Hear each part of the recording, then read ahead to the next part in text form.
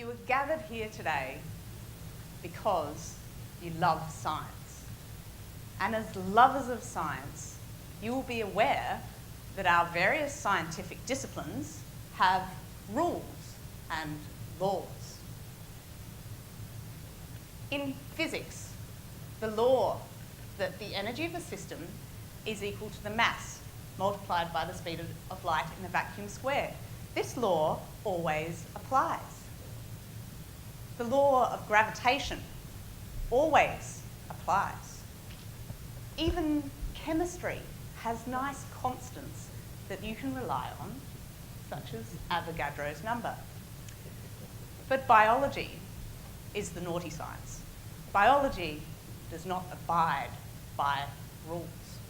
There is, in fact, an entire body of literature that laments biology's lack of rules and laws. Are there any absolutely exceptionless, universal biological laws? Some suggest death. Some suggest evolution. Is that like a choice, evolve or die? Now, the biologists, like all scientists, make and report on observations. But when we think we have tamed our favourite organism, which is plants for me, and by tamed it, I mean observed it function in a consistent way such that we think we could make a rule or law describing it, well, it up and breaks precedence. I'll give you an example that's not entirely related to my field. You're probably quite convinced that you're human. There's been a precedent by which humans have considered themselves to be human for a long time. But then it turns out we have more microbial cells in our body than human cells. We have like 40 trillion bacteria in and on us. They give us energy and vitamins. They are critical to our immune system function. And recently, we've even found out that they influence how our brain functions and our behaviour. So, your microbes control your bodily functions and they control your thoughts. You're not just a human, you're a walking microbial ecosystem with some human in it. Some of you might like gardening, or not. Many people are quite put off gardening by having plants die on them. Why? Too hot, too cold, too dry, too wet, diseased, not enough nutrients? Yet, within the diversity of plant species on our planet, there are plants that can survive the harshest of ecosystems, such as in the desert and in the sea. There are plants that have evolved and adapted to cope with the extremes of heat, drought, salt, like salinity, nutrient deprivation. Have they evolved and adapted to cope with these extremes all by themselves? No. Plants are also ecosystems, so they have had microbial help. But imagine what they could achieve if we also gave them some help. Personally, I think we should give plants a lot more help because we need them for food and the air we breathe. Marine plants produce 75% of the oxygen in the atmosphere. Let's consider 3 major interrelated problems that the world faces and think about solving them with rule-breaking plant and microbial biology. Problem number 1, the climate is changing from nice to nasty. It's largely our fault for releasing so much carbon into it. And problem number 2, this affects our food security. And problem number 3, this affects our fresh water supplies. Now let's consider what plants do naturally. Plants take carbon dioxide out of the atmosphere and they use the sun's energy, free, to turn it into sugars, food for us to eat, the fibres in the clothing that you're wearing. And plants and microbes can clean and purify water in ecosystems. As a society, we have maybe underestimated what could be achieved by collaborating better with plants and microbes. I realise that plants can seem a bit wimpy when they die in our urban gardens, but let's not judge the whole plant kingdom on just a few species. Let's consider some really cool things that plants can do. Bamboo, in a single day, can grow 80 centimetres. Sunflowers can grow to 7.5 metres in just 4 months. Here is a pumpkin that's heavier than a large polar bear. And there are tomato plants that can produce more than 1,300 tomatoes from a single plant. And we have barely scratched the surface of understanding some of the cool mechanisms that plants have developed to cope with the extreme environments that we have on this planet.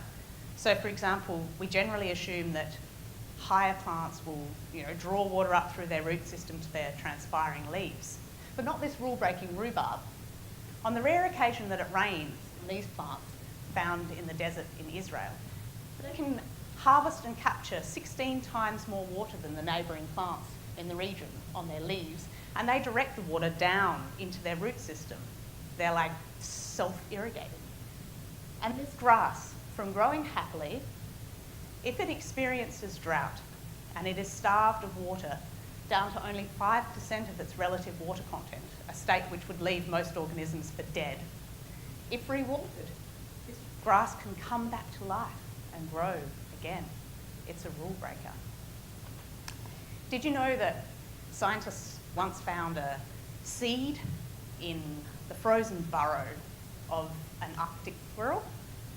It was 32,000 years old, and the scientists managed to revive it. Here's the plant here on the left.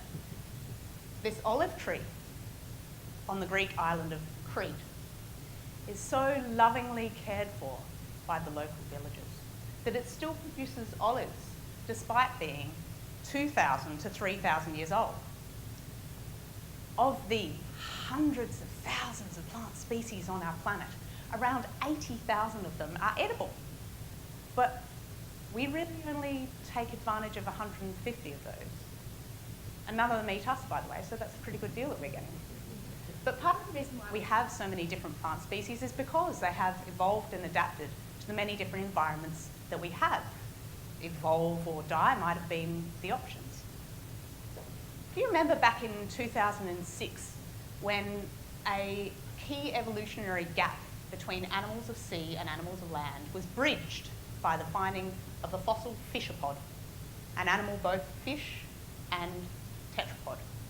This naughty fishapod broke paleontological precedents, but it helped us to understand how animals evolved and adapted from living in the sea to living on land. But did you know that around 65 million years ago, 3 groundbreaking grasses did the opposite and shifted and adapted from living on the land to living in the sea? So from the ancient sea algal ancestors of plants, there was a shift and adaptation to from living in the sea to living on land, which is a mind-boggling adaptation in itself. But after this point, grasses evolved, and after that point, some grasses shifted back into the sea. Now, our major cereal crops, wheat, rice, corn, are also grasses, but they're not tolerant to growing in the sea. Seawater contains about 10 times as much salt as a normal cereal crop will tolerate.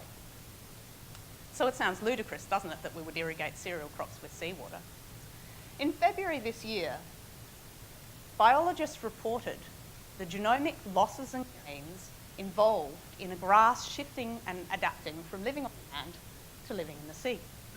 And this information could help us to engineer our staple food crops to become more salt tolerant. I've had the great privilege of being part of a team here at Waite and at CSIRO who have made progress in improving the salinity tolerance of wheat. We identified a gene in a wild salt-tolerant ancestor of wheat, and we crossed it into modern pasta wheat. And this resulted in an increase in the salinity tolerance of pasture wheat and about 25% gain in yield in saline soils. But we still often lose 50% of our potential wheat yields due to salinity. Imagine the food security and economic benefits if we were able to grow staple food crops in really saline areas and irrigate them with seawater. But if we're going to achieve anything like this, we need a whole pile of new students to come and join us in the lab. Why? Because they're creative, they're less restricted by past precedents, and they will challenge what we can achieve with rule-breaking plant and microbial biology. We need to arm them with a love of science, the laboratory resources that they need, and opportunities to do research. 5 years ago, when physicists sent Juno off into space, go and orbit Jupiter, there were rules that dictated exactly how much energy it would take to achieve that. We might think that there is a biological rule that dictates that we could not grow staple food crops and irrigate them with seawater, but there isn't. So I say we try it. Thank you.